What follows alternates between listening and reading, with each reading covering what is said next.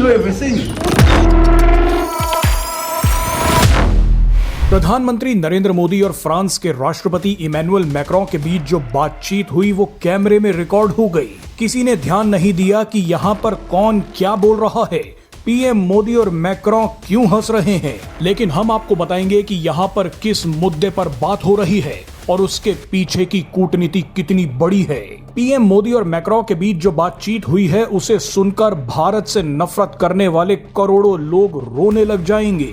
इनमें कुछ तथाकथित लिबरल भारतीय भी शामिल हैं। दरअसल फ्रांस के राष्ट्रपति इमैनुअल मैक्रों भारत की यात्रा पर आए हैं और आते ही मैक्रों ने वो कर दिया जो आम तौर पर कोई विदेशी नेता नहीं करता।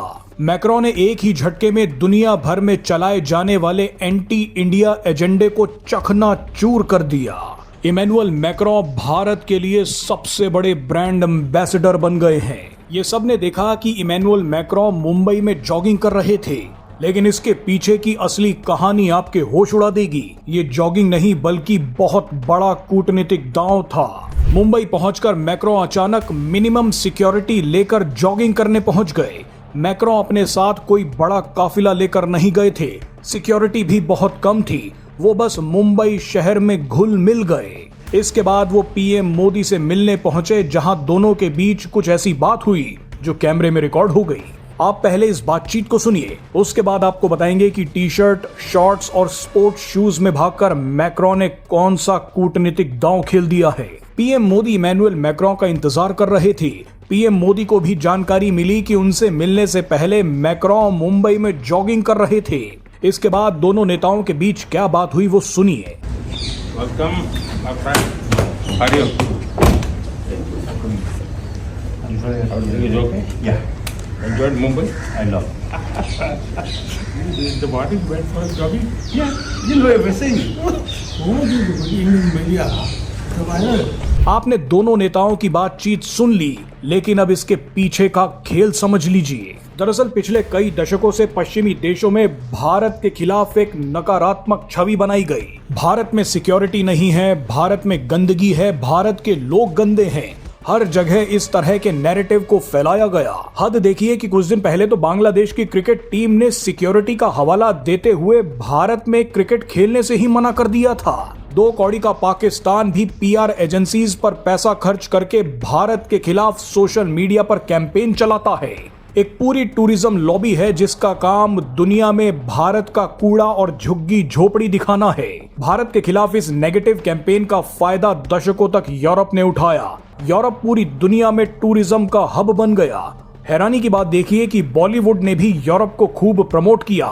यूरोप में जमकर फिल्मों की शूटिंग की। बॉलीवुड वालों ने तो भारतीय लोगों को ही विदेश में घूमने के लिए ब्रेन वॉश कर दिया। लेकिन आप इसे संयोग ही कहिए कि यूरोप के जिस देश में सबसे ज्यादा टूरिस्ट आते हैं उसी देश के राष्ट्रपति ने भारत को प्रमोट कर दिया है। इमैनुअल मैक्रों मिनिमम सिक्योरिटी के साथ मुंबई में जॉगिंग करते हुए ये बता रहे हैं कि भारत कितना सुरक्षित है, भारत कितना साफ सुथरा है। मैक्रों तो अपनी पत्नी के साथ मुंबई का रेलवे स्टेशन तक देखने पहुंच गए। दरअसल इमैनुअल मैक्रों हर उस जगह पर गए जहां आम लोग रहते हैं, जहां आम टूरिस्ट जाते हैं। मैक्रों ने बताया कि भारत वो नहीं है जो एक एजेंडे के तहत आपको रील्स में दिखाया जाता है। भारत असली में बहुत शानदार है। एक समय तो ऐसा लगा कि मैक्रों ने मानो भारत के टूरिज्म को बढ़ाने का ठेका अपने हाथों में ले लिया। भारत के खिलाफ सालों से जो झूठ फैलाया जा रहा था उसे इमैनुअल मैक्रों ने 2 सेकंड में बेनकाब कर दिया। अब आपने देखा होगा कि जब भी विदेशी टूरिस्ट भारत में घूमने आते हैं तो वो वीडियो पोस्ट करके बोलते हैं कि हमें तो पता ही नहीं था कि भारत इतना शानदार है, भारत इतना खूबसूरत और सुरक्षित है। यानी पहले विदेशी टूरिस्ट्स को भारत के खिलाफ नेगेटिव खबरें दिखाकर रोका जाता था। मजे की बात देखिए कि 2024 में जब इमैनुअल मैक्रों भारत आए थे तब भी वो एक विदेशी टूरिस्ट की तरह पीएम मोदी के साथ सड़कों पर टहलने निकल गए। सड़क किनारे चाय पी, शॉपिंग की, यूपीआई से पेमेंट तक कर दी। इसका नतीजा ये हुआ कि अब फ्रांस में भी यूपीआई चल रहा है। आईफेल टावर पर टिकट खरीदने के लिए भारतीय लोग अब यूपीआई के जरिए पेमेंट कर रहे हैं। इमैनुअल मैक्रों ने डिजिटल इंडिया की खूब प्रमोशन की।